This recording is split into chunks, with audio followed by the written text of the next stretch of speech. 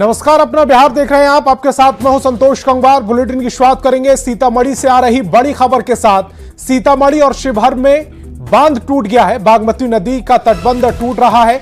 वेलसंड के रुपौली मतकौल में तटबंध टूटा है। शिवहर के तरियानी छपरा में तटबंध टूटा है। बागमती का तटबंध टूटने से दहशत का माहौल बना हुआ है।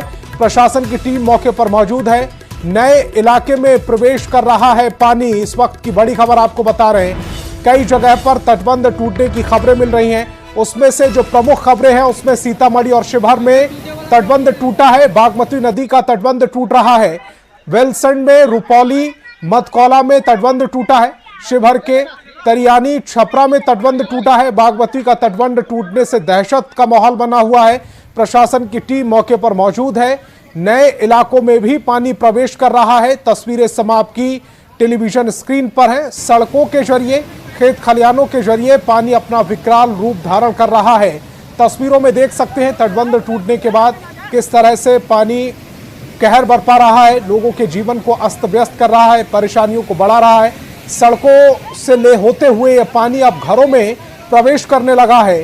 कई इलाकों में लोग परेशान हैं और पानी से बचाव के लिए प्रशासन से मदद की गुहार लगा रहे। और पूर्णिया में पिछले 3 दिन से हो रही बारिश और कोसी बराज के बढ़ते जलस्तर की वजह से बायसी अनुमंडल में भीषण कटाव हो रहा है। देखते ही देखते कनकई नदी में एक मस्जिद पानी में समा गई। वहीं लोगों के आशियाने भी पानी में समा चुके हैं। प्रमंडलीय आयुक्त ने बताया कि हाई अलर्ट घोषित किया गया है। बाढ़ पीड़ितों के लिए शेल्टर बनाया गया है। साथ ही कम्युनिटी किचन समेत कई तरह की सुविधाएं दी जा रही हैं। सभी अधिकारियों को बाढ़ और कटाव को लेकर सारी व्यवस्था करने के निर्देश दिए गए।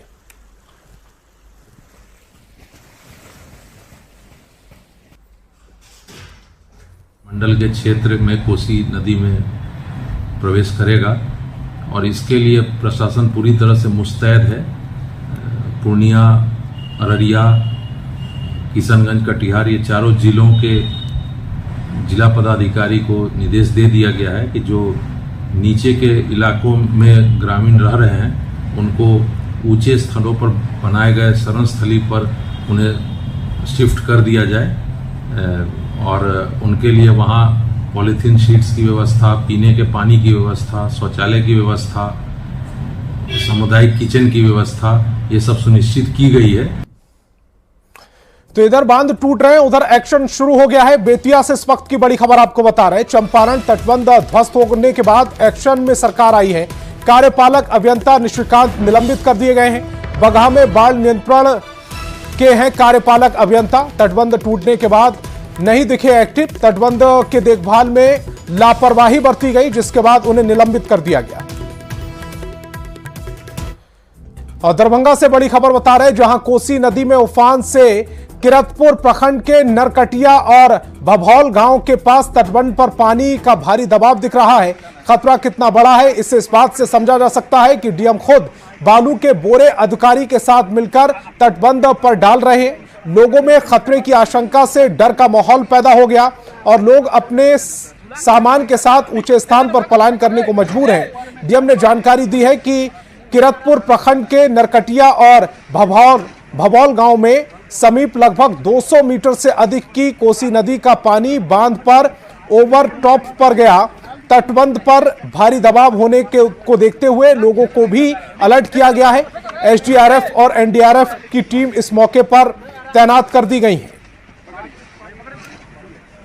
कोसी में जो वहाँ से डिस्चार्ज बढ़ा था, जो 6 लाख क्यूसेक से पार कर गया था, उसका इम्पैक्ट अब यहाँ दिख रहा है। हम लोगों का जमालपुर थाना इलाके का जो इलाका है, नरकटिया है, भूभौल में अभी हम खड़े हैं। वहाँ पे जो रोड है ओवर टॉप करके पानी बह रही है। हम लोग लगातार सैंड बैग्स डाल रहे हैं और हम उम्मीद करते हैं कि अगर पानी अभी से घटना शुरू हो जाता है, हम लोग इस रोड को, इस बांध को बचाने में सफल। तो जैसा भी सीन बनता है हम लोग उसके लिए तैयार हैं। अभी हमारी प्राथमिकता है कि जिस बांध पे हम लोग खड़े हैं, इस बांध में कहीं कटाव ना हो, टूटाव ना हो। अगर हम इसको बचाने में सफल हो पाते हैं तो हम लोग बहुत बड़ी आपदा को रोक पाने में सफल। और समस्तीपुर से बड़ी खबर मिल रही है। बाढ़ की आशंका पर अलर्ट जारी किया गया है। कानपुर के सीओ ऑफिस से पत्र जारी हुआ है। बूढ़ी गंडक में अधिक पानी छोड़ा गया। निचले इलाकों के लोगों से अपील की जा रही है कि सुरक्षित स्थान पर उन्हें जाने के निर्देश दिए जा रहे हैं।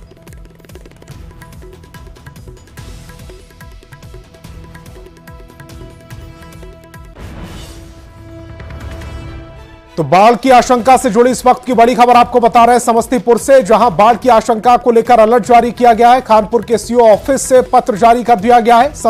समस्तीपुर से इस वक्त की बड़ी खबर आपको बता रहे हैं। बूढ़ी गंडक में अधिक पानी छोड़े जाने की शिकायत की गई है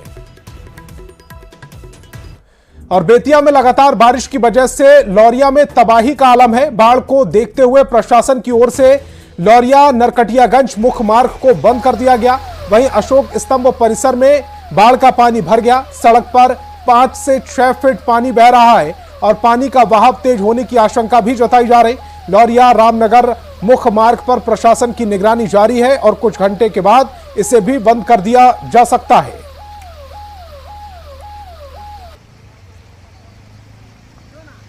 कानपुर से आता हूँ और 2017 में जैसे भयानक स्थिति हुई थी यहाँ पर अशोक स्तंभ की, फिर से आज 7 साल बाद देखने को मिल रहा है। प्राचीन काल का ये अशोक स्तंभ डूबा हुआ है। नरकटियागंज बेतिया मार्ग इस समय पूरा लबालब है पानी से, और जिस स्कूल में हम लोग पढ़े वो स्कूल भी पूरा कैंपस पानी से भी भरा हुआ है। और मतलब 2-3 दिन मूसलाधार बारिश हुई है। उस बारिश के कारण आज लौरिया में फिर एक बार 7 साल बाद बाढ़ का सामना हम लोगों को करना पड़ रहा है। तो नरकटियागंज बेतिया रोड को भी रोक दिया गया है फॉर पैसेंजर सेफ्टी। इसको भी हम लोग मॉनिटर कर रहे हैं। यहाँ पे एक चौकीदार की प्रतिनियुक्ति हो जाएगी थाना स्तर से।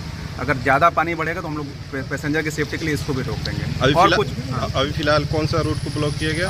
नरकटियागंज बेतिया रोड को अभी हम लोग रोक दिए हैं। वहाँ पे ट्रैफिक स्टॉप कर दिए हैं ताकि पैसेंजर्स की सेफ्टी रहे। और जगह मॉनिटरिंग हम लोग लगातार कर रहे हैं, गश्ती कर रहे हैं ताकि सभी लोग जो है सेफ रहें।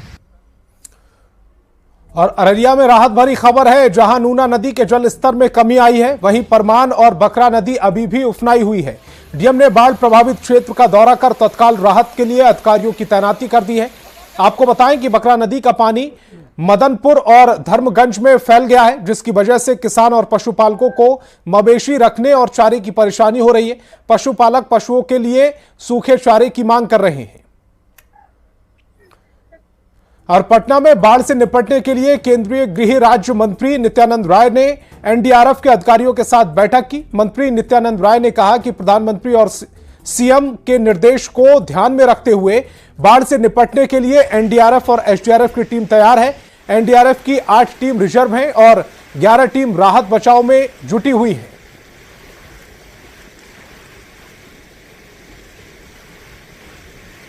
नीतीश कुमार जी भी लगातार इस बाढ़ के स्थिति पर निगरानी बनाए हुए हैं। केंद्र सरकार और बिहार सरकार मिलकर, एनडीआरएफ एसडीआरएफ मिलकर और सीबीडब्ल्यूसी के कोऑर्डिनेशन से, आईएमडी से लेकर जितनी भी इकाइयाँ हैं, हम सबके साथ कोऑर्डिनेशन में हैं और जरूरत पड़ने पर हम यार सहयोग के लिए भी तैयार हैं। बिहार में बाढ़ से हालात खराब नजर आ रहे हैं। कई ऐसे जिले हैं जो पूरी तरीके से बाढ़ ग्रसित हो गए हैं और अब बाढ़ से निपटने के लिए गृह मंत्रालय की तरफ से भी समीक्षा बैठक की गई है। आपको बता दें कि केंद्रीय गृह राज्य मंत्री नित्यानंद राय ने एनडीआरएफ के तमाम अधिकारियों के साथ एक बैठक की। बैठक के बाद उन्होंने जानकारी दी है कि अभी भी एनडीआरएफ की 8 टीम रिजर्व में रखी गई है। 11 टीम काम कर रही है। जरूरत पड़ी तो पुरी और पश्चिम बंगाल से एयरलिफ्ट कर एनडीआरएफ की टीम को और बुलाया जाएगा। साथ ही साथ नेपाल के तमाम जो अधिकारी हैं, जो हालात वहां खराब हुए हैं, केंद्र सरकार के अधिकारी उनसे बातचीत कर रहे हैं। जल्द से जल्द जो स्थिति बिगड़ी है बिहार की, बाढ़ के हालात जो उत्पन्न हुए हैं, उसे सामान्य करने की कोशिश की जा रही है। विनीता मिश्रा, न्यूज़ 18 पटना। और बिहार में बाढ़ पर तृणमूल कांग्रेस के सांसद शत्रुघ्न सिन्हा ने कहा है कि इससे पलायन की समस्या हो रही, इससे समाधान के लिए केंद्र सरकार को नेपाल से बात करनी चाहिए। ये बिहार में है जो बाढ़ है, ये चिंता का विषय है, लेकिन प्रशासन जो है, सरकार इस पे मेरा ख्याल है चुप्ती से काम कर रही है। लेकिन इसका जवाब तो बिहार सरकार या बिहार सरकार का जिनसे अनुबंध हुआ है, जिन सरकारों से, उनसे बात करनी चाहिए। बगहा में बाढ़ पीड़ितों के लिए सशस्त्र सीमा बल के जवान देवदूत बनकर सामने आए हैं।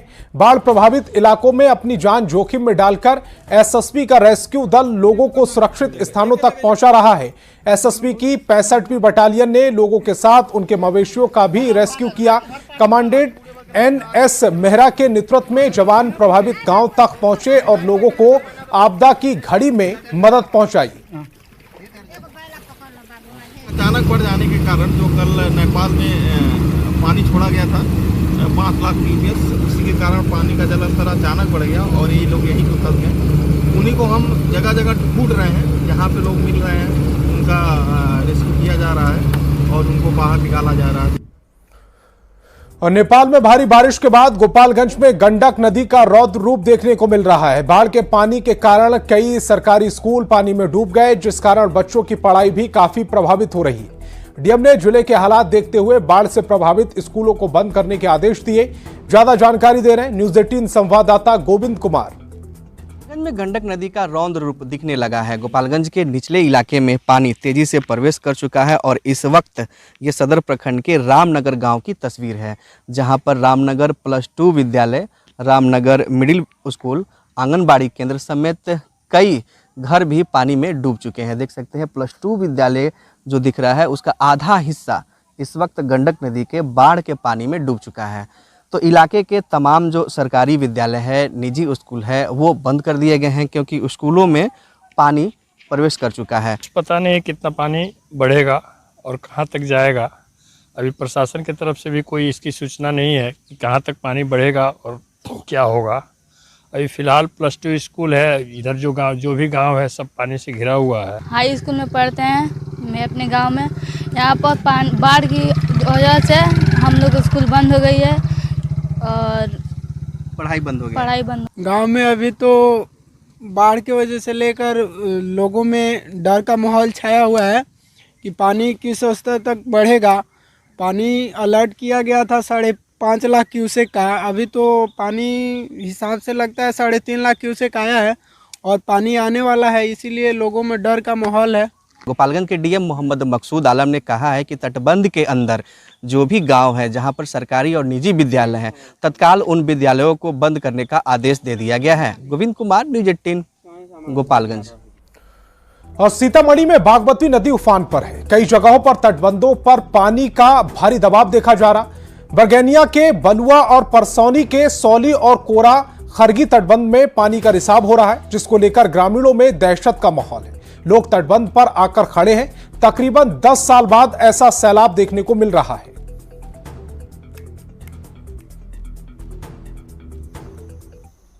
तो हमने ई साहब को कॉल किया है, उनको बताया है। अब मोस्ट प्रोबेबली है कि वो लोग आ रहे हैं अभी आके यहाँ पे उनका जो भी है मरम्मत बांध का ही हो जाएगा यहाँ पे। और जेडीयू के राष्ट्रीय महासचिव और ग्रामीण कार्य मंत्री अशोक चौधरी दुबई में आयोजित इंडो अरब समिट में शामिल हुए। मंत्री अशोक चौधरी ने यूएई के बिजनेस से जुड़े लोगों से मुलाकात की और सीएम नीतीश कुमार की जीवनी पर लिखी किताब को भेंट किया। इस मौके पर मंत्री अशोक चौधरी ने भारत और अरब देशों के मजबूत आपसी संबंधों के साथ साथ हो रहे व्यापार की भी चर्चा की। उन्होंने इसे और मजबूत बनाने पर जोर दिया।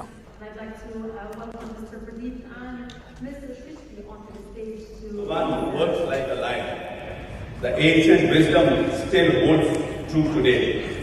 Prosperity, both personal and national, comes to those who dare to dream, to innovate and to act. In India, we have a long history of entrepreneurship, from trade of Gujarat, who sailed across the Arabian Sea centuries ago, to modern day tech entrepreneurs.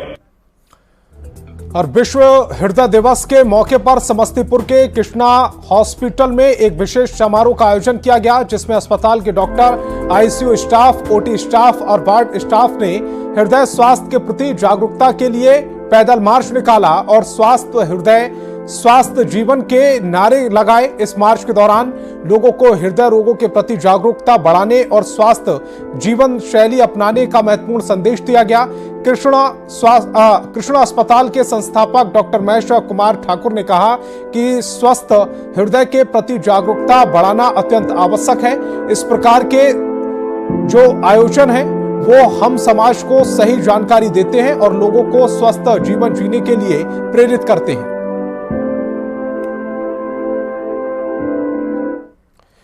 और Paris Olympic और Paralympic में हिस्सा लेने वाले लगभग 140 खिलाड़ियों को Reliance foundation की संस्थापक और चेयरपर्सन नीता अंबानी ने सम्मानित किया।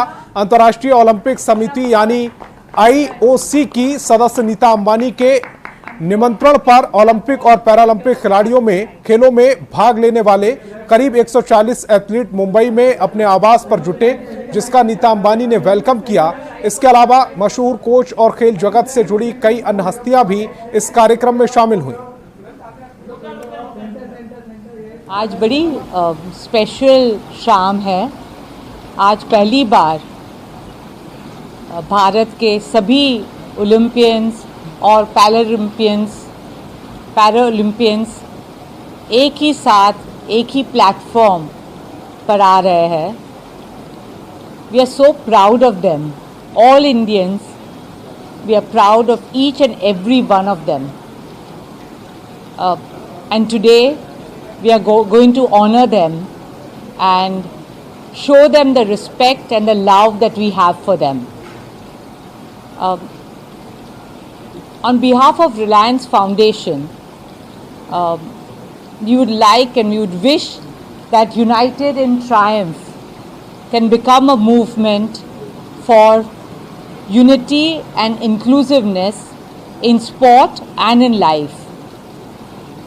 और बस इसीलिए आज सेलिब्रेशन है जहां we are going to show that all of them are coming together and coming united together. And thank you so much. आप सबको धन्यवाद आज आने के लिए। और अपना बिहार में वक्त है एक छोटे से ब्रेक का।